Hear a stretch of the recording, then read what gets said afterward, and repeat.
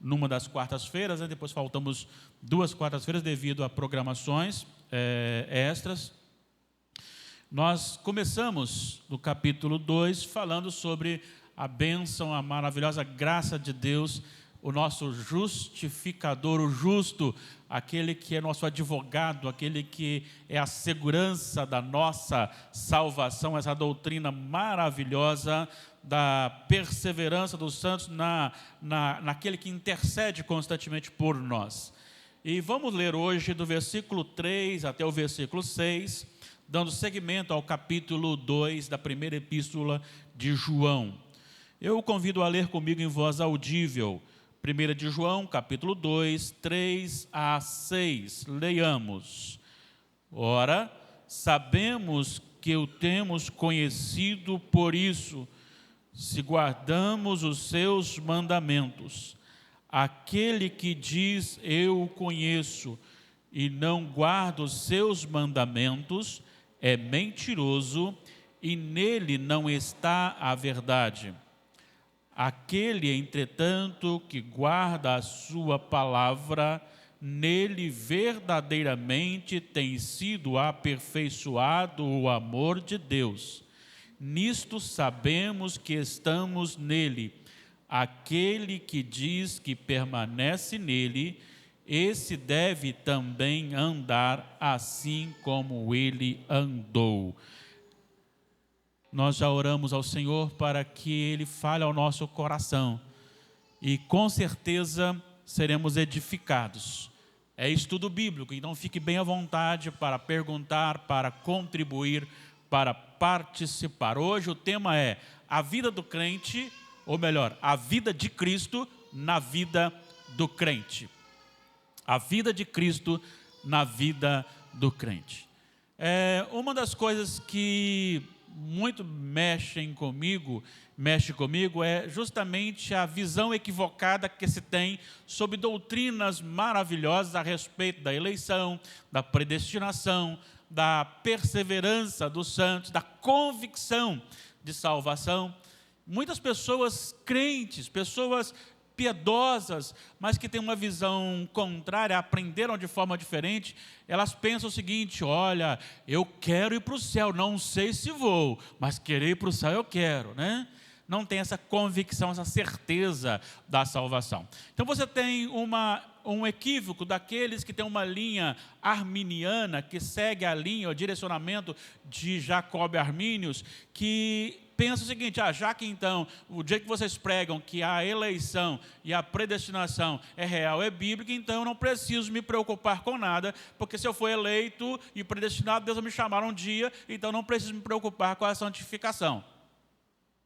Errado. Por outro lado, você tem algumas pessoas que se dizem calvinistas, mas não são calvinistas de forma alguma, que pensam dessa forma também.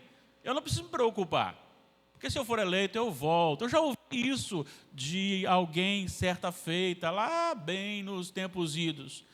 Ele não precisa me preocupar não, porque se eu for eleito, Deus vai me trazer de volta. Também é uma visão totalmente equivocada. O que a Bíblia diz a respeito dessas doutrinas que confirmam a perseverança dos santos, confirmam a salvação, que nos dão convicção? Isso que nós vamos ver aqui hoje. Vamos trabalhar esta unidade da doutrina com a prática.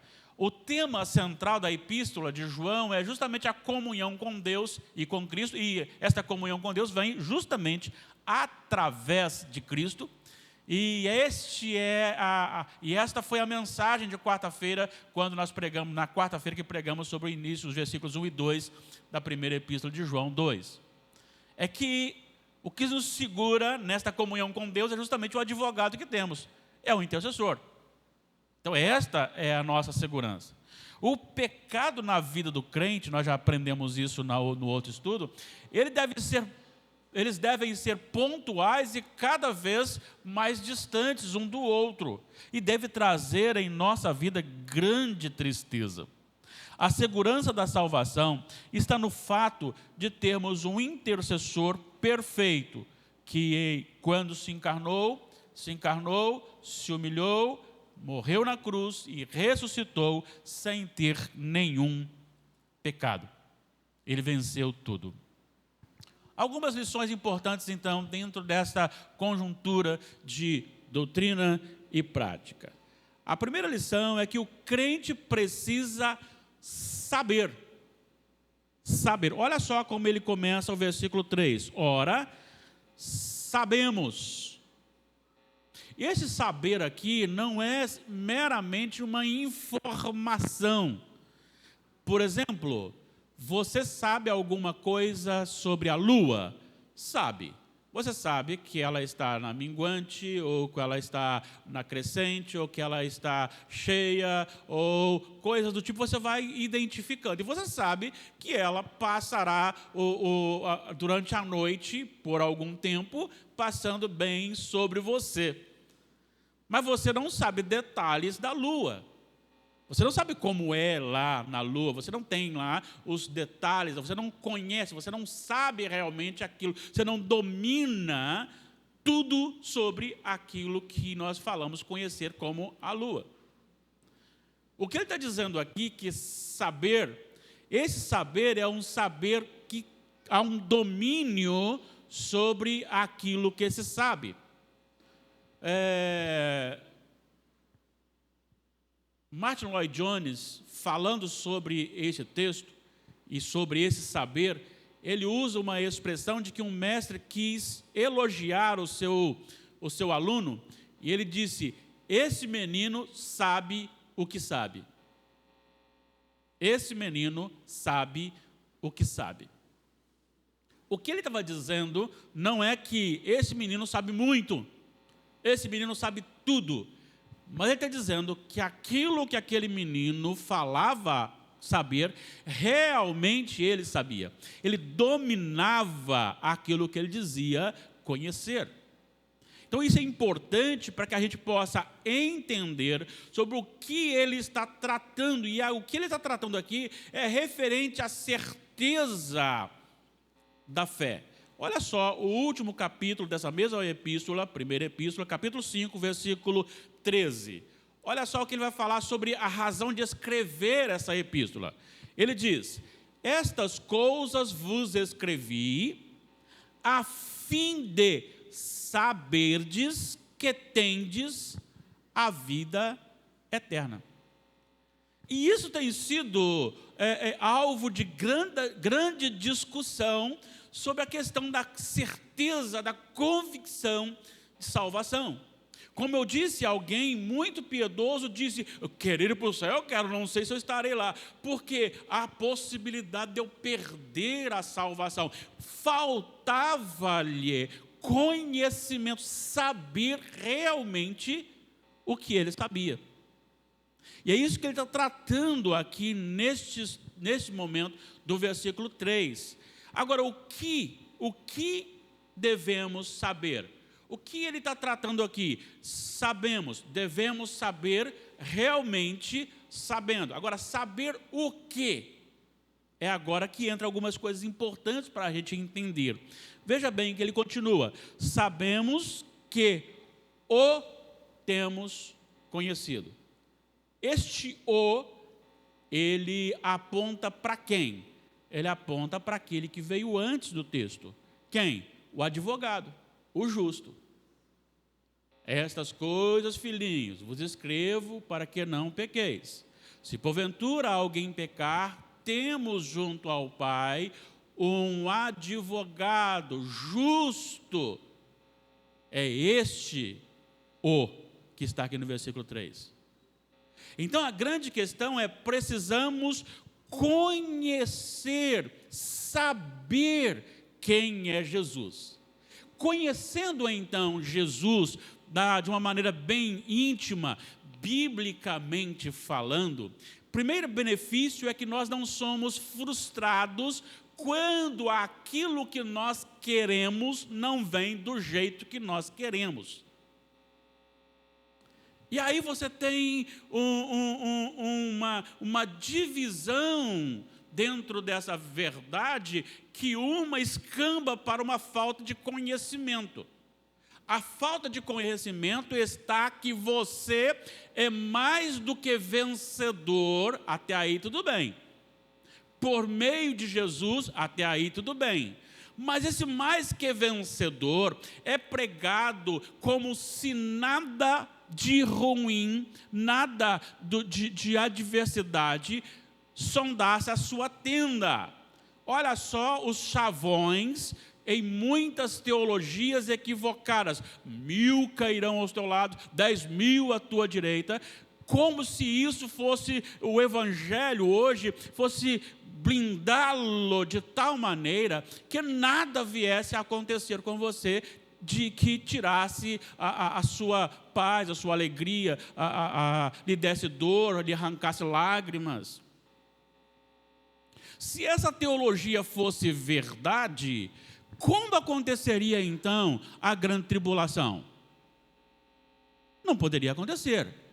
E se não acontecesse a grande tribulação, Cristo não voltaria. É necessário saber quem é Jesus, e ele diz: vocês sofrerão pelo meu nome. Mas junto com esta bênção de ter essa informação e não ser frustrado quando aquilo que eu quero não vem do jeito que eu quero, eu tenho também a convicção de que serei e sou já vitorioso através de Cristo Jesus, e esta vitória está sobre todas as enfermidades, todas as adversidades, todos os inimigos e, por fim, sobre a morte. Não diz respeito a vitórias aqui agora. Não diz respeito a algo que ninguém vai tocar em mim, mas diz respeito a algo futuro em que, como disse Paulo, nem a morte pode me separar do amor de Deus que está em Cristo Jesus. Então, se eu conheço Jesus, foi até um dos sermões que eu preguei, estando os discípulos fechados numa casa com a porta trancada, com medo dos judeus, sendo o domingo, veio Jesus, aparece no meio deles e diz: paz seja convosco, estou aqui, a morte não me venceu. É isso que nós precisamos entender. A Apocalipse é justamente para que você, igreja do Senhor, tenha paz no coração. Saiba que João teve uma visão e ele viu os glorificados, ele viu já a consumação, e nessa consumação eu estava lá, porque ele viu o futuro, ele viu a eternidade. O que Deus mandou ele registrar, e ele registrou, é para que a igreja seja confortada. Eu sei em quem tenho crido. Eu sei que Ele é vencedor e Ele me conduzirá. Ainda que aqui nesta terra, talvez eu não tenha muito dinheiro, talvez eu não tenha muitas roupas, talvez eu não tenha nenhuma casa para morar, talvez eu não tenha nenhum veículo, não importa. Eu sou mais que vencedor. Talvez eu viva no médico, talvez eu viva no hospital, talvez a minha casa pareça mais uma farmácia do que uma moradia, de tanto remédio. Mas acontece que eu sou mais que vencedor, porque no último dia eu ressuscitarei para a glória de Deus, em corpo glorificado. Não precisarei de mais nada deste mundo. Esta é a vitória. Eu sei que Jesus venceu para que eu possa desde já, saber que sou mais que vencedor. Aqueles a quem ele predestinou, o quê? Chamou. A quem ele chamou, justificou. A quem justificou, glorificou. Está garantido. Então, quando você sabe de verdade o poder, a glória, a majestade de Deus Pai, de Deus Filho, de Deus Espírito Santo, isso lhe dá garantia de viver tranquilamente nesta terra. Você sabe então você não se frustra com as adversidades e se firma nas promessas e na esperança. Mas também ele vai dizer aqui que não só deve saber quem é Jesus, Deus Pai, Deus Filho, mas ele vai dizer também lá no final, olha só o que ele diz no final do versículo 5. O versículo 5 diz: aquele, entretanto, que guarda a sua palavra, nele verdadeiramente tem sido aperfeiçoado o amor de Deus. Nisso sabemos que estamos nele. Preste atenção, uma coisa é você saber quem é Deus Pai, Deus Filho, Deus Espírito Santo, pela revelação que você tem nas Sagradas Escrituras. Outra coisa é você saber que você está nele, em Jesus. Tem algumas coisas importantes nessa maravilhosa doutrina da união mística do regenerado, do novo nascido com Cristo, e é preciso então a gente entender algumas coisas aqui. Não diz respeito a uma vida simplesmente de imitar a Cristo. Somos chamados não simplesmente para imitar a Cristo. A grande questão é viver Cristo.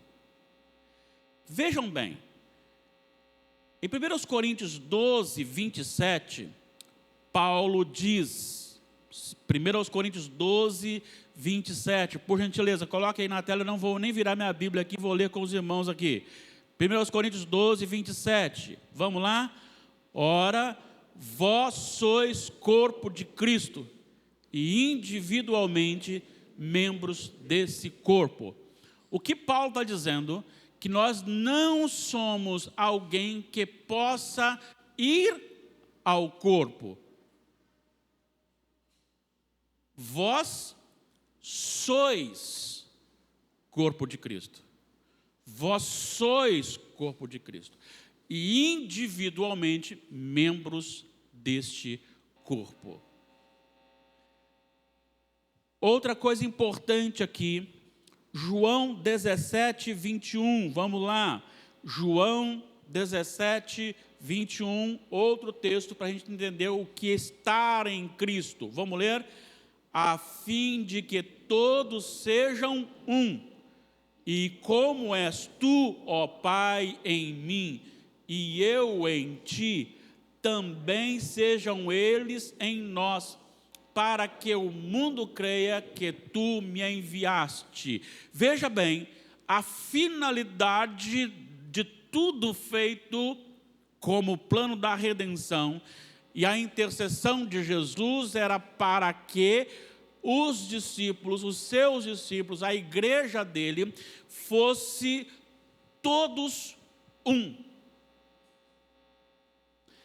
Olha só agora, e como és tu, ó Pai, em mim, não é comigo, é em mim, mesma essência, e eu em ti,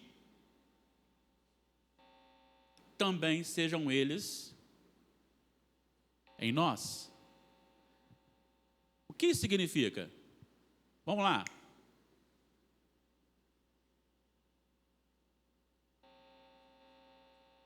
Oi? A máscara não deixa eu ouvir direito. A vantagem é essa, que você fica meio surdo, aí você põe a culpa na máscara, né?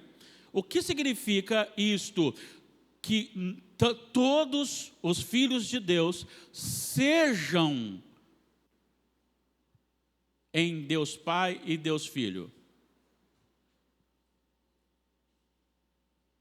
A grande verdade pregada aqui é que não existe um ajuntamento, mas a igreja torna-se parte de. Torna-se parte de. O próximo texto vai mostrar bem esta realidade. 1 de Pedro 1, 22 e 23 vai mostrar bem o que é isso aqui. João 17, 21. Vamos lá, 1 de Pedro 1, 22 e 23. Pois fostes tendo purificado a vossa alma pela vossa obediência à verdade, tendo em vista o amor fraternal não fingido, amai-vos de coração uns aos outros ardentemente. Passa agora, por favor. Pois fostes regenerados. O que é regenerado? Nascido de novo, gerado novamente. Vamos aqui. Como você descobre, caso tenha dúvida, que alguém é filho deste homem com aquela mulher?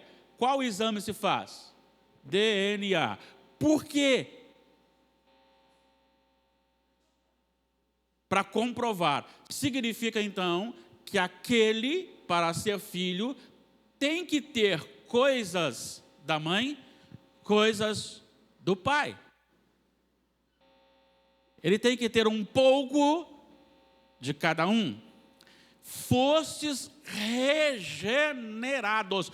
Você e eu, nós que cremos em Cristo, que nascemos de novo, nós fomos criados novamente, nós fomos concebidos e então gerados, não de semente corruptível, mas de incorruptível. Quem tem a incorruptibilidade, tem algum ser criado que tenha poder para gerar um outro e que seja ele incorruptível? Os anjos não caem mais, mas os anjos não têm poder para gerar. Então, quem operou em nós? O Espírito Santo.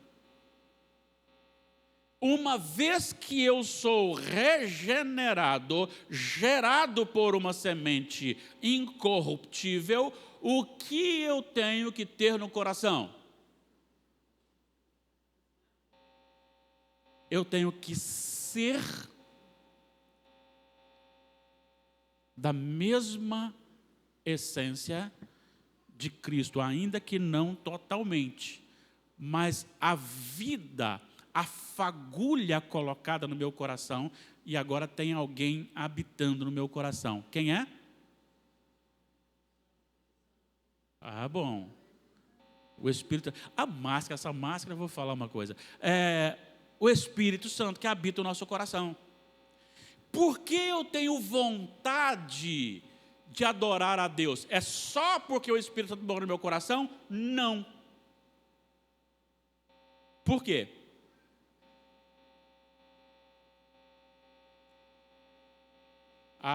Porque nós fomos criados novamente. Então existe no meu coração agora uma essência divina modificada daquela velha, em que é colocada em mim a vida para que a minha vontade seja apontada para Deus. Então existe em mim agora uma semente incorruptível que vai desenvolvendo a minha vida. Gálatas 2:20. Gálatas 2:20, Paulo entendeu isso e escreveu e disse isso aos Gálatas da seguinte forma: logo, já não sou eu quem vive, mas Cristo vive em mim. Quem aqui conhece aquela árvorezinha chamada, alguns a chamam até de figueira, mas mata-pau? Alguém conhece? Só o Sonildo? Eita, a dona Marina, eu não conhecia, junto com o Sonildo, não tinha nem jeito, né, dona Marina? Como funciona então esse mata-pau? Um passarinho pega, come a semente, e numa árvore, quando ele solta o excremento, sai ali a semente. E ela fica então na forquilha, ali naquela forquilha, onde pega a umidade, fica molhado com a chuva, ali ela começa a germinar e ela vai se alimentando da seiva daquela árvore. E ela vai crescendo raízes. À medida que ela vai desenvolvendo e crescendo raízes, ela vai assumindo uma identidade, ela vai sugando. Embora nós não sejamos este mata-pau, mas o Espírito em nós é como se fosse esse mata-homem velho. Deveria ser.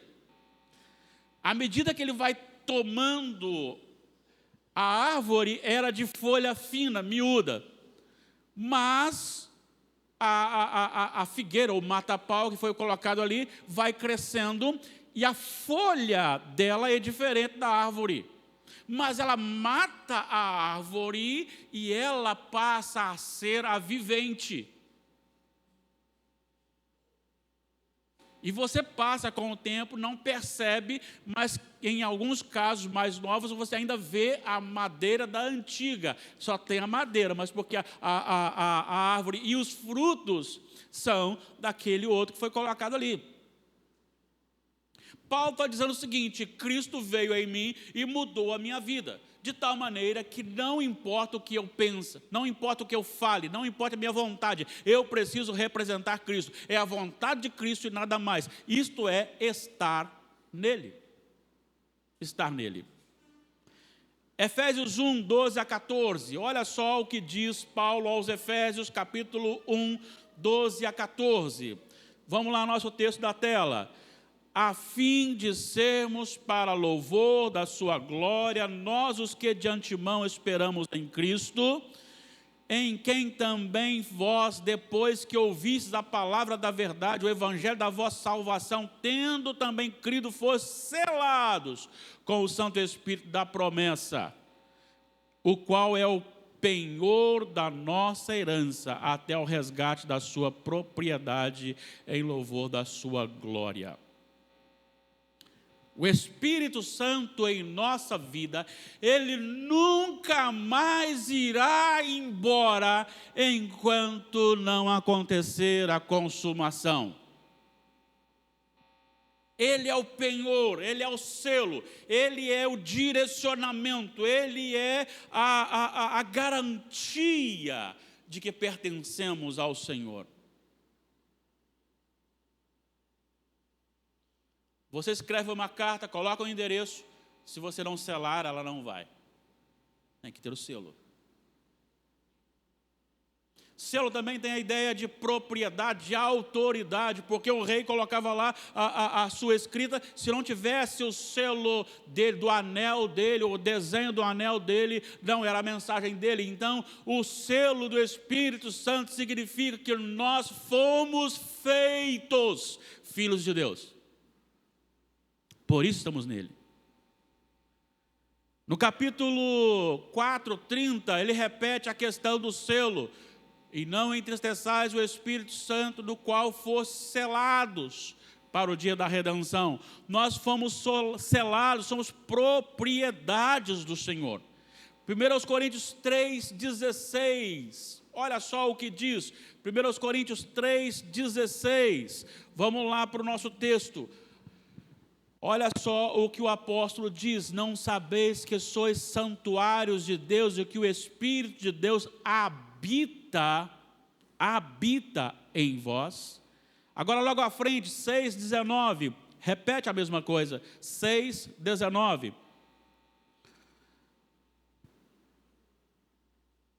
1 Coríntios 6,19. Acaso não sabeis que o vosso corpo é templo do Espírito Santo que está em vós, o qual tendes da parte de Deus, que não sois de vós mesmos? Isso é estar no Senhor. Então, duas coisas que eu preciso saber.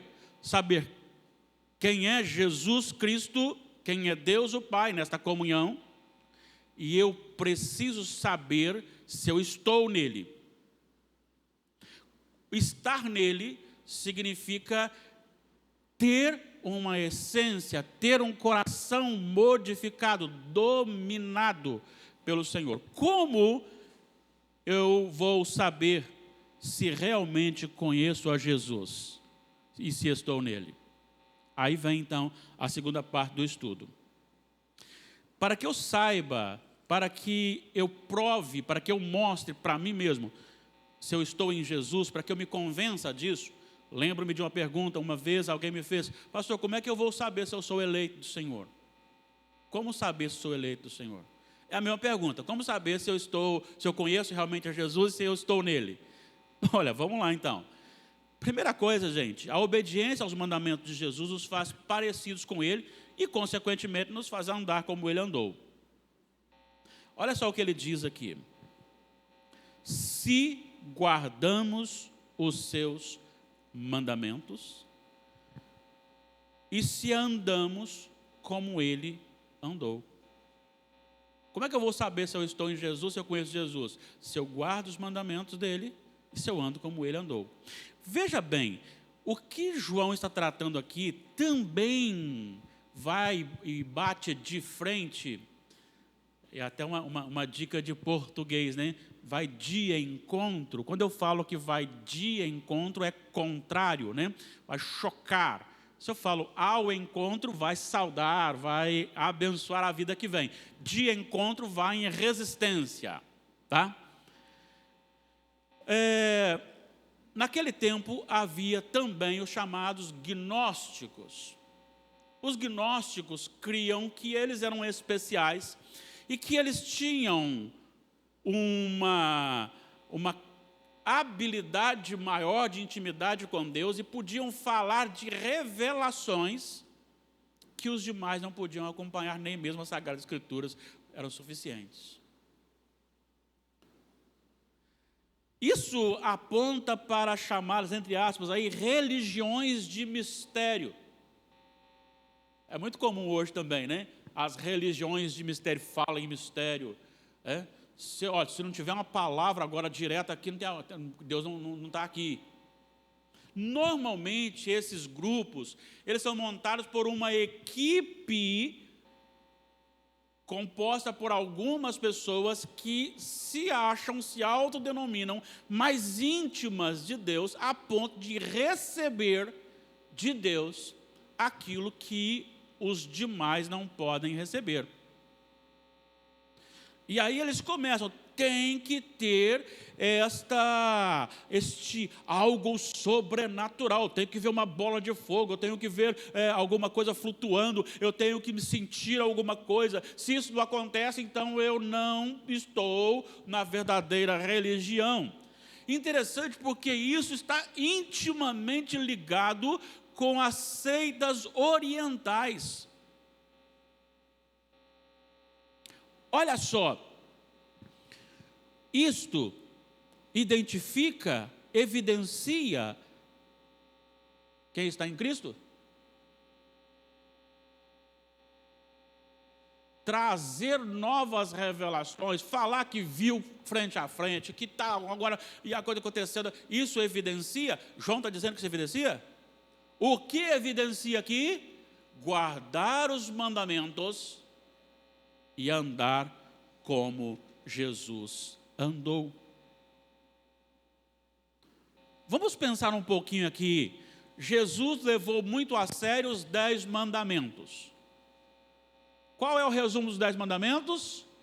Amar a Deus sobre todas as coisas e ao próximo como a mim mesmo. Eu discordo, com todo respeito, daqueles que dizem assim: eu preciso me amar também. Não, eu não preciso desse mandamento, porque eu já me amo demais. Eu me amo tanto que até o momento que eu me humilho é para me exaltar. Para alguém olhar e falar assim: olha como ele é humilde. Até a minha doação é para eu ganhar, é para falar: ó, como ele é bonzinho, doa as coisas.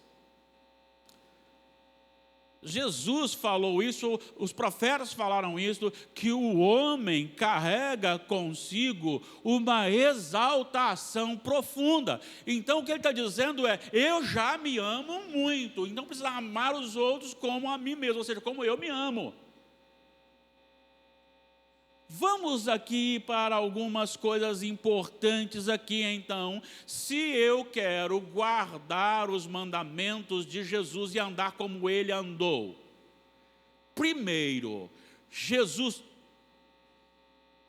submeteu-se à cruz tendo propostas de todo o reino deste mundo. Segunda coisa, Jesus, ele viveu em serviço sem ter riquezas.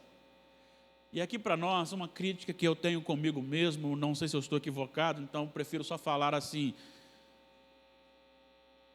Eu tenho muita dificuldade em ver os shows, mesmo de bandas que cantam boas músicas, quando tem tanta luz em cima daquela pessoa ali, tanta luz, eu fico assim, um pouco preocupado. Talvez seja eu que estou no pecado e ele não, né? Mas eu fico preocupado. Como nós, homens, gostamos de ser evidenciados? Como nós gostamos de ser evidenciados? Será que Jesus estaria da mesma forma que nós estamos? Será que ele adoraria do jeito que nós adoramos? Jesus foi aquele que,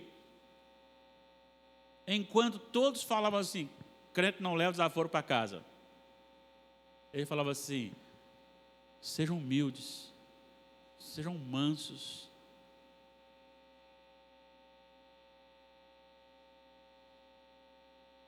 Jesus se relacionou de uma forma a não se exaltar, diminuindo o outro. E o serviço dele chegou ao ponto de o Senhor lavar os pés dos apóstolos. Quer ser parecido com Jesus? O que ele disse para aqueles moços? Eu quero te seguir. Ele falou, olha, o Filho do Homem não tem onde reclinar a cabeça. Quer vir?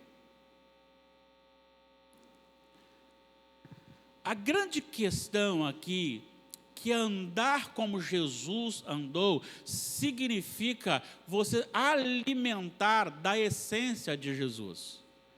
Em João capítulo 15, versículo 5, olha só o que diz, João 15, 5, por favor, coloque para nós aí o texto, João 15, 5.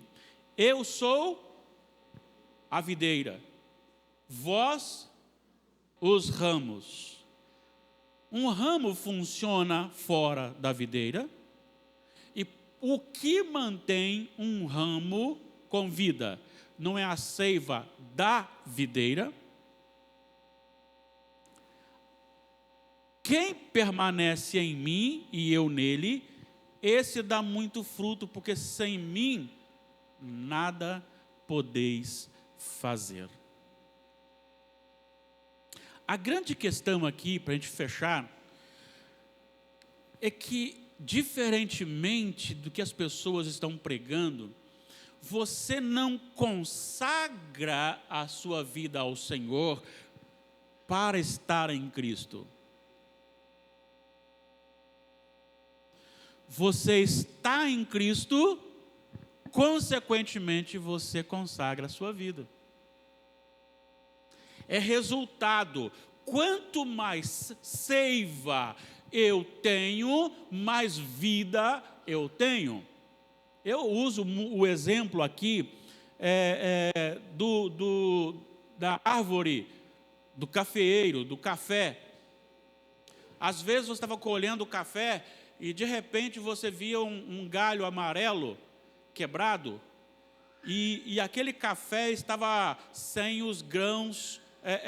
Ele tinha os grãos, os grãos, mas eles não estavam cheios, eles estavam xoxos, porque ainda antes de granar ele foi quebrado, mas ele ainda tinha um pouco de vida, porque havia ainda uma pequena ligação com o caule.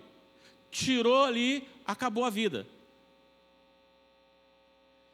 Na verdade é o seguinte, o galho que está em Jesus, este tem vida e este dá fruto.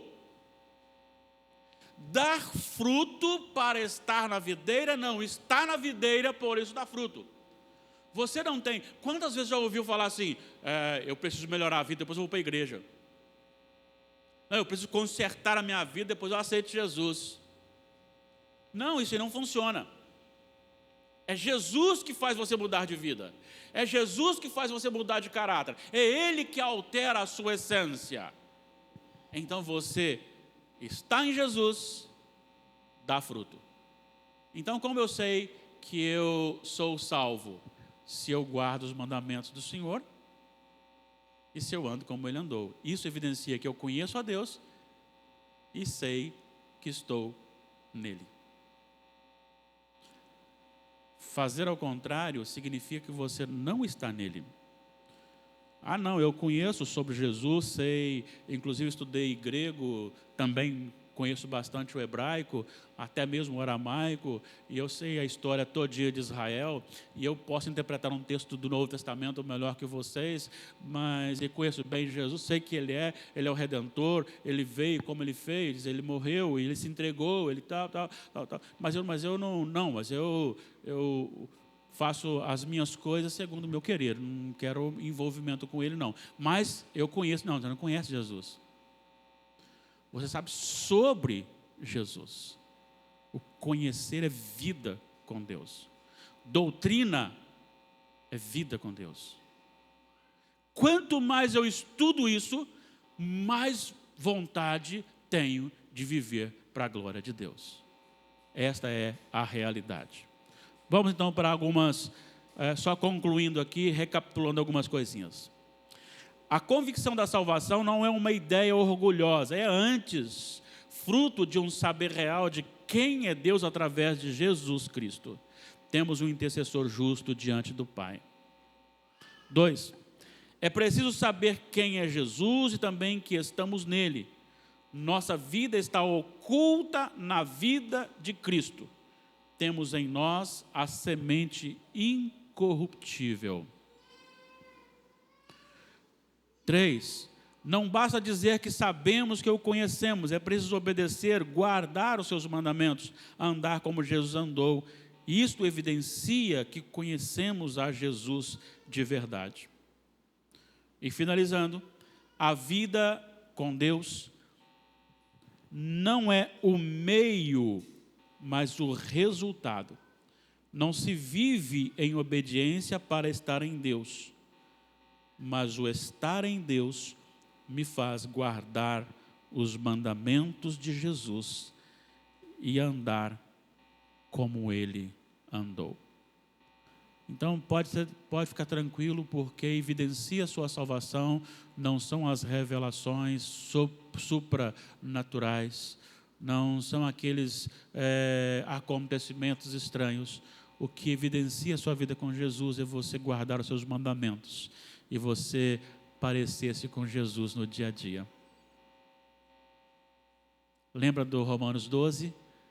Que apresenteis o vosso corpo, não diz a vossa emoção, mas o vosso corpo, como sacrifício vivo, santo e agradável a Deus. Isso é o culto racional. Só que isso não dá muito. É melhor ter uma bola de fogo caindo aqui agora. É melhor as portas baterem uma na outra. Mas isso lá no terreiro de Macumba também acontece. No Espiritismo também acontece. Pode ir lá que você vai ver uma semelhança muito grande com as igrejas neopentecostais. Estou dizendo no sentido de atos. Preste atenção. Preste atenção. Busque saber se você realmente conhece a Jesus. Busque saber quem é Jesus. Busque saber quem é Deus pelas Sagradas Escrituras. Busque saber isso. Se você está nele, busque saber se você está nele. Como? Comparando se você guarda os mandamentos do Senhor. Se você anda igual a Jesus. Se você responde como Jesus respondeu. Se você ora como Jesus orou. Se você obedece o Pai como Jesus obedeceu. Se você ama o próximo como Jesus amou. Se você serve como Jesus serviu. Ah, pastor, mas isso é muito difícil. É muito difícil sim, porque nós somos carnais, somos os nossos próprios ídolos. Então vamos começar agora a transformar a nossa vida, a pedir ao Espírito Santo que nos habilite, nos dê força para isso. Para que, de uma maneira muito evidente, a vida de Cristo seja vista na nossa vida. Vamos colocar em pé?